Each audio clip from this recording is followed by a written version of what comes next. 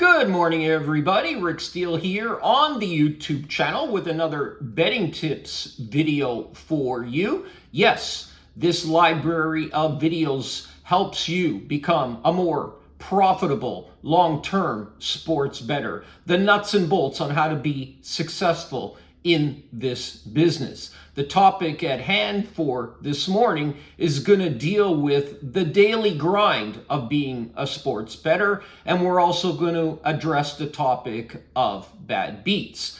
What I would ask you to do, for your own benefit as well, obviously, if you could help support the YouTube channel by simply clicking on the subscribe button, assuming you find these videos to be of value, I'd really appreciate that. I spend the time and money in producing these videos. All that I ever ask for in return, in providing you with 100% free picks as far as what I bet on a daily basis, and also at the same time providing you with the educational tools to be a more successful sports bettor, which is even more important because it gives you the chance of long-term success. Again, all that I ask for is supporting the channel, and to your own benefit as well, click on the notifications within the YouTube channel PSH Sports Picks, and that will alert you each and every time I post a new video. In addition, if you'd like to bet what I bet on a daily basis all year long, there's two ways to do that. Again, the picks are always free. You go to the homepage of my website, pshltd.com, or you can follow me on the Betstamp app. My username there is Rick S. Turn on the notifications again. Each time I make a bet, I post it on the Betstamp app to be independently monitored and gauged. And that will also allow you to get the picks in a timely fashion, allowing you to never miss a bet and keeping you mobile at the same time. No gimmicks, no signups, total transparency. My records are updated, broken down by sport on a daily basis. Have any questions for me? Would like all the latest sports betting news in a timely fashion? Well, you could follow me on Instagram, Twitter, and Facebook. My handle is @RickSteele99. Let's get on to the topic at hand. The daily grind of sports betting. I'm sure most of you have heard this term before. It's a marathon, not a sprint. Yes, it is, especially so. So being a full-time sports bettor as long as I have, it's taught me many valuable lessons that I'm able to take into my everyday personal life. But probably one of the most important characteristics would have to be patience. That was my major weakness coming and heading into this business.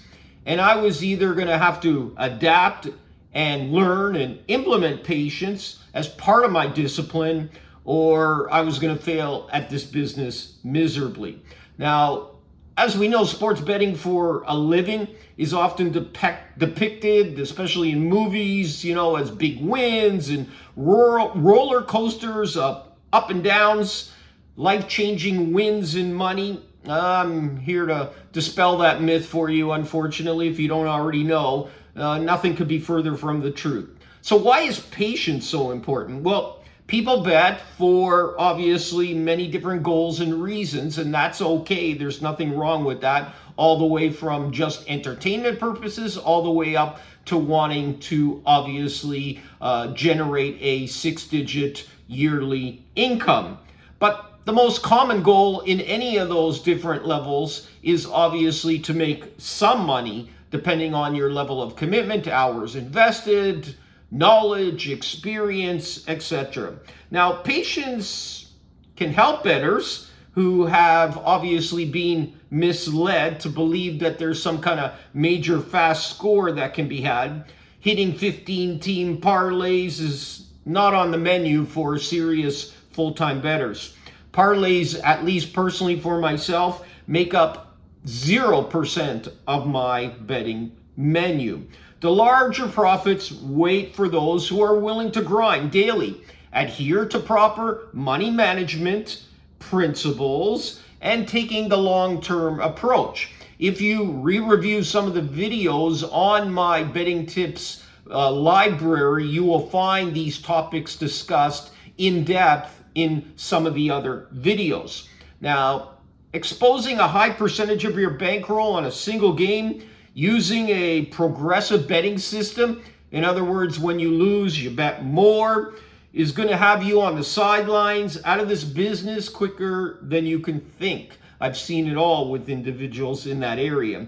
Betting events where the line contains no value, no weaknesses.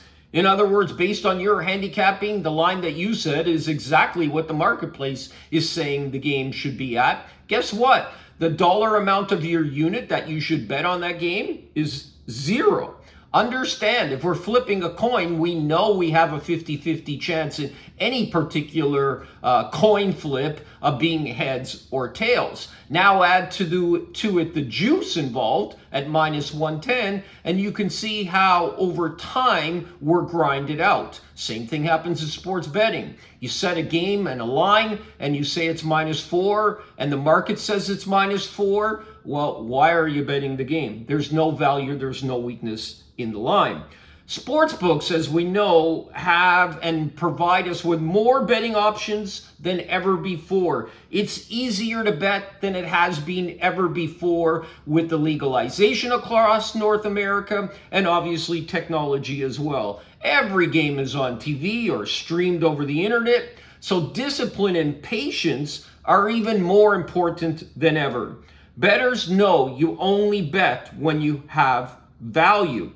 Impatience leads to irrational behavior and making decisions that are not the best. When you are consistently betting value, have an edge over the marketplace. Short-term losing streaks, bumps in the roads are not that difficult to handle when you are able to maintain your patience. The bad luck, the randomness will pass, and your continued edges will prevail over large sample sizes. Now, the need for instant gratifications is what makes sportsbooks rich. Betting is about getting that edge, keeping that edge, continuing to develop and adapting, staying one step ahead within the marketplace. Realize, even by doing all of this, you're going to lose about 46% of the time on point spread events over large sample sizes, and that's where patience becomes critical. Big sample sizes with a 54% win rate, which is the tops in the industry, you're producing some serious profits based on the dollar value of your unit. So be patient, allow for yourself to increase your edge, and allow that edge over time to grind out profits. Sports betting, I emphasize, is not like playing the lottery. Now let's deal a little bit to close this off with the bad beats, because that also has to take into account patience and allowing you, to use a poker term, not go on tilt. So in order to win consistently, you have to understand how to lose. Now, I did not say that you have to be happy with losing, but how to deal with it and move forward so you can profit.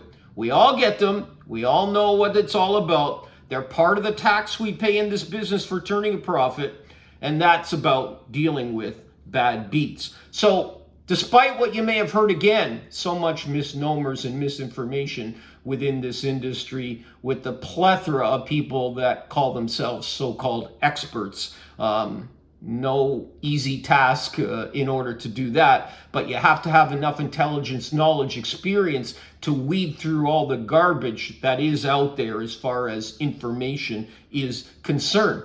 Bad beats, I'm here to tell you, are not going to even out. Yes, you're going to win some games that you don't deserve to win. However, those bad beats are going to outnumber the lucky ones. So let's determine and show you why that is the case.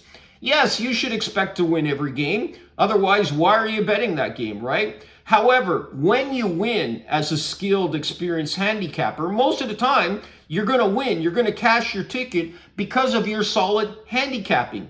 When you lose, yes, as we mentioned, sometimes it will be a misread of a game and the ticket was dead within the first quarter, half of that particular game, although it shouldn't happen too often. So you have a dead ticket.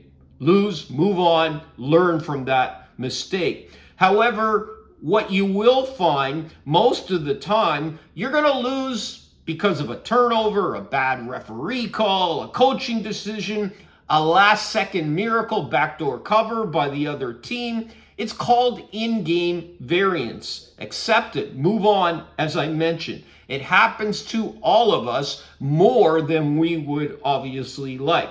Now, if you have trouble dealing with those bad beats, it's going to affect your mindset and future handicapping.